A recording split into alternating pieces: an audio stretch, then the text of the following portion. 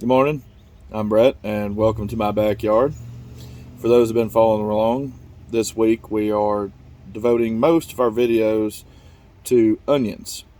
And the last few days we've been showing how to harvest them, what to look for, and when to harvest them. And today we're going to show you about how to prepare them to cure them for long-term storage.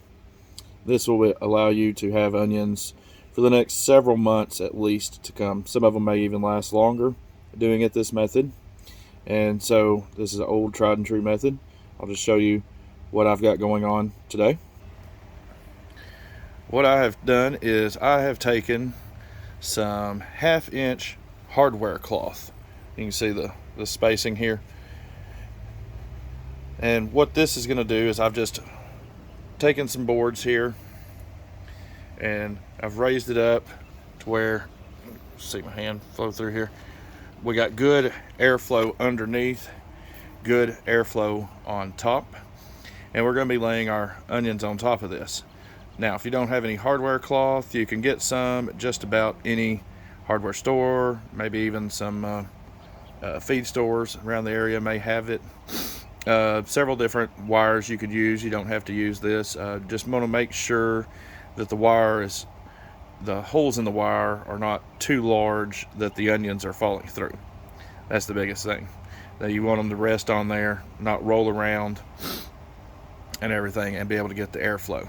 If you don't have a wire like this, I've seen some people use maybe an old screen off a window, works good. Maybe even you got an old trampoline the kids don't use anymore. Something that has the holes in it and will allow the air to flow. The reason I don't like them too is the holes on both of those are a little small, and it could allow moisture to get underneath a little easier, whereas you can see any moisture can go up and down, transference through here, and resting on this, they'll be able to get better air circulation around. So let me set this down here just a second. And I already started yesterday, like I said, getting a few onions out of the garden, and them I was just laying them straight onto the cloth. And so that's an upper rack. I'll show you that here in a second. But this rack, what I'm going to do, just to allow a little bit more room, is I'm going to trim the roots off of these. Now I'm going to allow about 1/4 of an inch. Let's see, make sure I got that in the video. If y'all can see that there. I don't want to trim right against the bulb. Just want to get some of this extra off. I want to leave a little bit like that. And the reason being is I don't want to damage the bulb here in any way. If I was to bruise it or take that layer all the way down, that could cause some rotting to occur in here. And these, I've just pulled them up. You see they got all the dirt on them.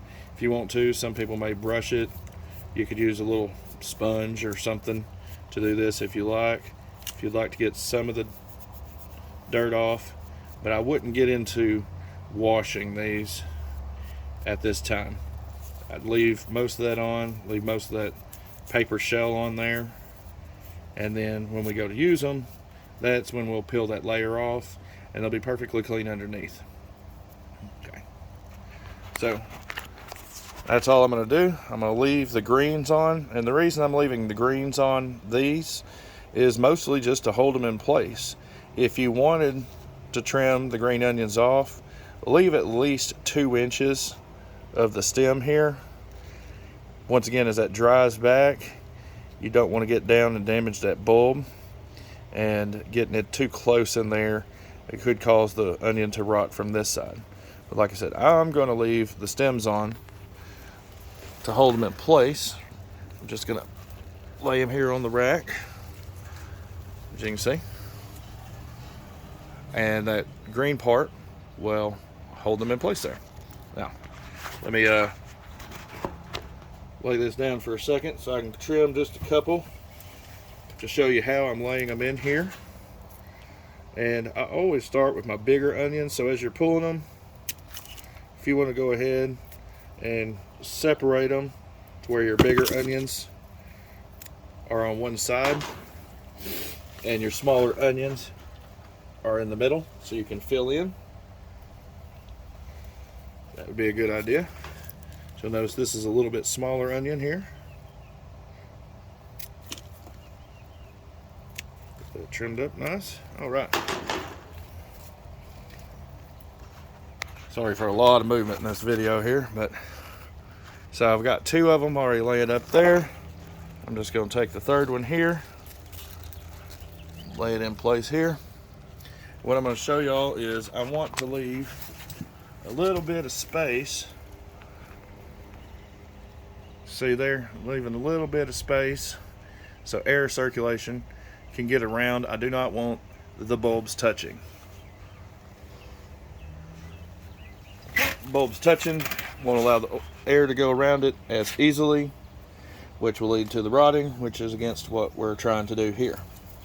And then I can go from there, and I'm not going to trim these right here, but just to show you, and we'll lay a few back, and we can lay them back like this onto the green parts, and don't worry about laying them on the green parts.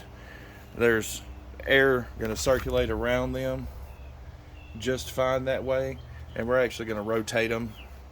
We'll let them sit this way for a few days, and then we'll remove them to make sure they're finished drying. And you can do this all the way back into here. Like I said, I usually put my smaller onions towards the back here, and the reason being is them larger onions are going to cure really nice, and they're going to last a long time. The smaller onions here are not going to last as long. So we can start to cure some of these, but we're going to want to use them first. Now ones like this one here, you see it's rather small, about the size of my thumb maybe. This one is what we're going to take, and we're going to just go ahead and eat this one. You might just eat this one whole. I'm going to go ahead and eat the greens off of this one, and then some of the smaller ones we'll use for making salsas or putting into Taco Tuesday here in Texas, and so we'll probably be putting some of them into our taco meat later this evening. But that's what we're going to do. That way we can use the smaller ones up that won't last as long, going up to the bigger ones that we'll be able to store for many months. These should last all the way through summer easily. Some of them, if done appropriately and then put in a cool, dark, dry place, they may even last through the winter. And so I'll show you now what a completed rack of them looks like. You notice here I've got the larger ones at the back, working my way all the way out here to the smaller ones at the end. Leaving the green zone keeps them from rolling around. It also helps them hang on over here. I've got some that, I mean, look at these here. They're practically on the edge. There's the edge right there. And having the green zone allows them to hold on a little better. And so right now we've just got our reds and our yellows. We'll be harvesting some whites maybe this evening. And another little trick I'll show y'all that I have here is I've got just this little fan, and I've got it set up, and I'll usually run it for a couple of days on these here. You could run it out the whole time to just dry them out faster, but I've been running it since last night on this layer, and then today when I get the bottom layer filled up there, I'll move it down just to help them dry a little bit more.